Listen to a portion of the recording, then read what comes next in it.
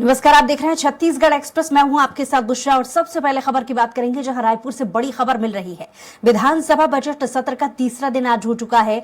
सत्र के तीसरे दिन आज उप मुख्यमंत्री लोक निर्माण अरुण साह, वन मंत्री केदार कश्यप, राजस्व मंत्री टंकराम वर्मा अपने विभागों से जुड़े प्रश्नों का उत्तर देंगे। मुख्यमंत्री विष्णुदेव साय और सहकारिता मंत्री केदार कश्यप पत्रों को पटल पर रखेंगे। वरिष्ठ विधायक राजेश मूणत कोल परिवहन और उससे संबंधित परमिट को लेकर सीएम साय का ध्यान आकर्षण विधेयक लाया जाएगा।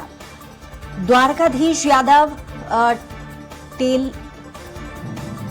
टेलकल कुडम में नक्सल मुठभेड़ में 3 जवानों के शहीद होने पर सीएम का ध्यान आकर्षण को लेकर के वो अपनी बात रखेंगे। राज्यपाल विश्वभूषण हरिचंदन के अभिभाषण पर अजय चंद्राकर प्रस्ताव पर चर्चा की जाएगी। तो सदन में नक्सली मुठभेड़ का मामला भी खास तौर से उठाया जाने वाला है आज। तो साथ ही राज्यपाल के अभिभाषण पर भी चर्चा होगी और इस पर ज्यादा जानकारी के साथ स्वरा संवाददाता हेमंत शर्मा हमारे साथ लाइव जुड़ गए हैं। हेमंत, आज सदन में क्या खास रहने वाला है, क्योंकि नक्सली मुठभेड़ का मामला भी आज उठाया जा सकता है।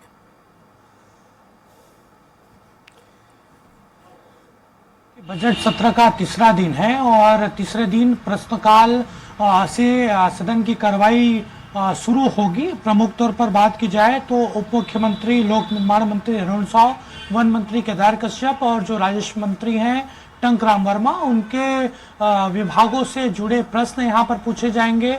उन प्रश्नों का जवाब तीनों मंत्री देते यहाँ पर नजर आएंगे और इसके साथ साथ मुख्यमंत्री विष्णुदेव साय और सहकारिता मंत्री केदार कश्यप पत्रों को पटल पर रखेंगे।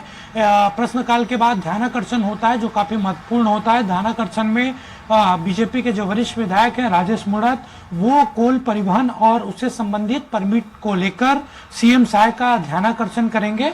इसके अलावा कांग्रेस को जो विधायक हैं द्वारकाधीश यादव, टेलकल गुड़ा में जो मुठभेड़ हुआ था, 3 जवानों की शहीद होने की खबर थी, उस मामले को वो सदन में उठाएंगे। मुठभेड़ मामले को लेकर सदन गरमा सकता है और इसके साथ साथ 7 और 8 फरवरी को राज्यपाल के अभिभाषण पर चर्चा के लिए समय तय किया गया था विधानसभा अध्यक्ष के द्वारा। तो आज से इन ध्यानाकर्षण के बाद, शून्यकाल के बाद राज्यपाल के अभिभाषण पर चर्चा शुरू होगी। 1 तारीख माफ करिएगा, सत्र के पहले दिन अभिभाषण हुआ था राज्यपाल का और आज उस पर चर्चा की शुरुआत होगी। इन सभी कार्रवाइयों को अगर देखा जाए तो महत्वपूर्ण ध्यानाकर्षण और प्रश्नकाल होगा। कल दूसरे दिन जिस तरीके से कांग्रेस आक्रामक नजर आई, विपक्ष में कांग्रेस बैठी हुई है, लेकिन जिस तरीके से कांग्रेस के नए विधायकों ने बात रखी उसको लेकर काफी तारीफ हो रही थी। खासतौर पर देखिए, प्रश्नकाल जब शुरुआत हुई तब जो रकबा घटा है किसानों का, उसको लेकर काफी हंगामा हुआ। जो पूर्व मंत्री हैं खरसिया से कांग्रेस के विधायक हैं उमेश पटेल, उन्होंने ये मामला उठाया और इसी मामले को लेकर शून्यकाल में स्थगन दिया गया था कांग्रेस के द्वारा।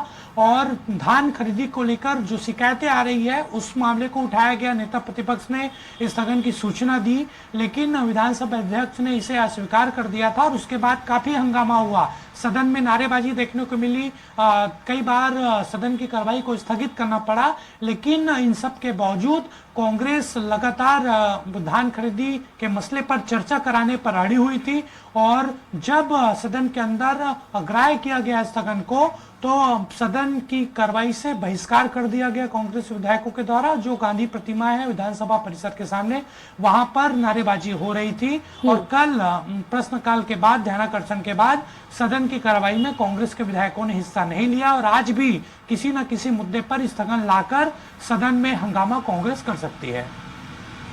जी, और हेमंत, जिस तरीके से देखा जाए राज्यपाल के अभिभाषण को लेकर के भी चर्चा होने वाली है।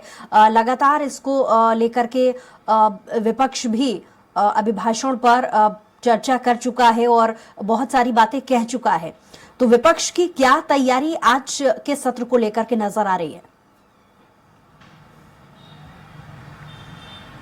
और देखिए, सत्र के पहले दिन शाम को कांग्रेस विधायक दल की बैठक हुई थी और तमाम रणनीतियां बनाई गई थी। खासतौर पर पहले बार के जो विधायक हैं उनको ये समझाइश दी गई थी, निर्देश दिया गया था कि किस तरीके से अपनी बात रखनी है।